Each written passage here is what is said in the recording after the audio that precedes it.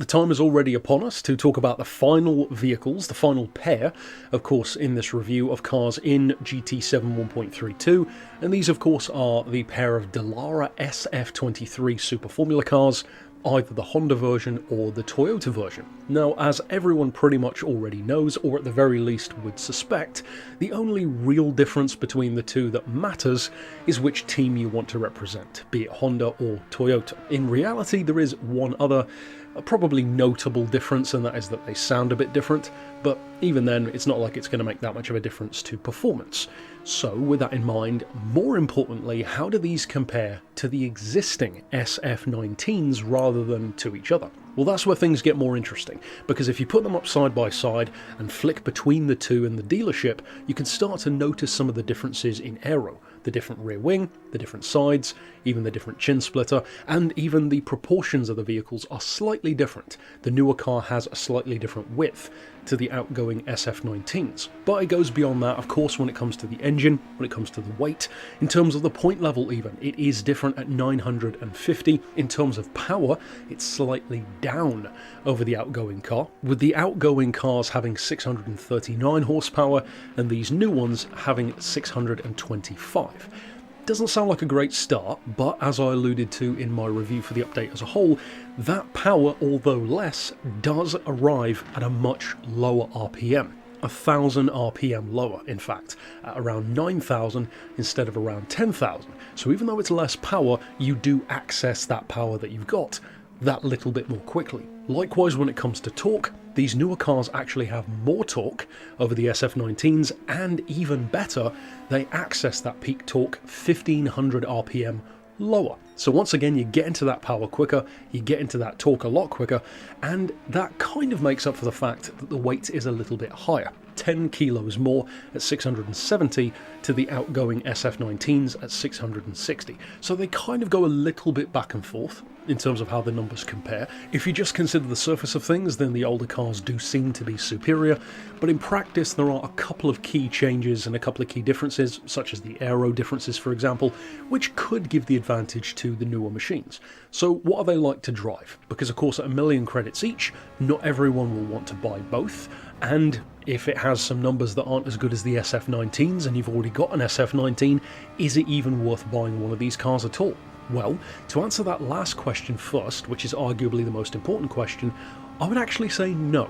You don't need to buy these newer cars. If you already have the SF19 and all you care about is getting a car that's significantly improved or significantly quicker, you're not going to get that. That's not the kind of difference here. However, if you haven't bought any of them, then I would say pretty much any of these is fair game, depending really on whether or not you want the latest version or a slightly older one, and whether or not you'd prefer to have a vehicle with more power or more torque, etc, etc. In practice, they're all open-wheel Formula cars, so they are all going to be seriously quick, and these really are quick. In fact, they can easily rival the legitimate Formula cars, even including something as legendary as the McLaren MP44, which is a way more expensive car than these are. You could buy both of these for less than one of those. It's not as cool, but if you're looking just for performance, it certainly does deliver, as the point level shows. You know, it's very high for a reason. 950 points is no slouch. Now in practice, of course, much like the older cars, you still have the push button overtake boost function, which only works in races. It doesn't work in time trial mode, so if you've tried it out and it doesn't seem to work, that may be why. And you can assign that to be the same button as NOS, of course, and to have active aero deployment on a variety of cars, such as the Tomahawks and various others. Ultimately, I would say that this is a car which, as I kind of just alluded to, is absolutely not an essential purchase. If you've already got one of the other cars and are perfectly happy with it, it doesn't bring significantly improved performance to the table. But if you don't own any of them, then like I said just now, any of them is really fair game, and you could even really base it on something as petty as which one you like the look of, because at this point, unless you're really into doing one-make racing with other players, which you may well be, then it's probably not going to make too much of a difference to you. If you are somebody who likes racing in leagues with these Super Formula cars, then absolutely, of course, have one of the older ones and one of the newer ones, if not all of them. But for general players who might use these cars once or twice for the occasional career mode event or the occasional online race, then I don't think it's really going to make that much of a difference to you to buy the newer car. So out of the 4 vehicles, this is probably the pair that you can afford not to buy. So if you are the kind of player who doesn't care too much about collecting everything or doing one-make racing with the latest and greatest versions, then I would say that these 2 cars are probably the 2 that you could skip purchasing out of these 4. You're not really going to miss out on anything significant, but ultimately that's pretty much it for my thoughts on these cars. They are phenomenally capable. The difference in aero makes them perhaps a little bit more challenging to drive, at lower speeds especially, because of course any open-wheel Formula car needs that high-speed flow to really get the best out of its downforce. And I mentioned in my initial review for the overall update that I found this and the Mercedes to be a little bit more slip-slidey than I recalled them being before.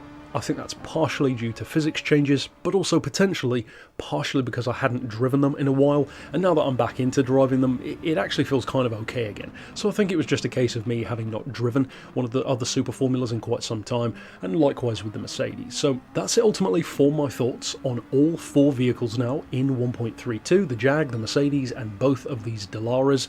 Of course, give me your thoughts down below. Do you, for example, have the SF19s and the SF23s and have a significant point about which one you prefer and why? Absolutely slap that down below. Maybe do you prefer the existing cars over these new ones, or vice versa? And ultimately, of course, if you haven't already checked out my thoughts on the other cars, you can do that. And all that remains is to tomorrow feature the tune setup which I referenced for a Jaguar XJ220 LM race car build. So if you are keen on that, of course stick around, and until next time I'll see you then. But for now, as always, thanks for watching.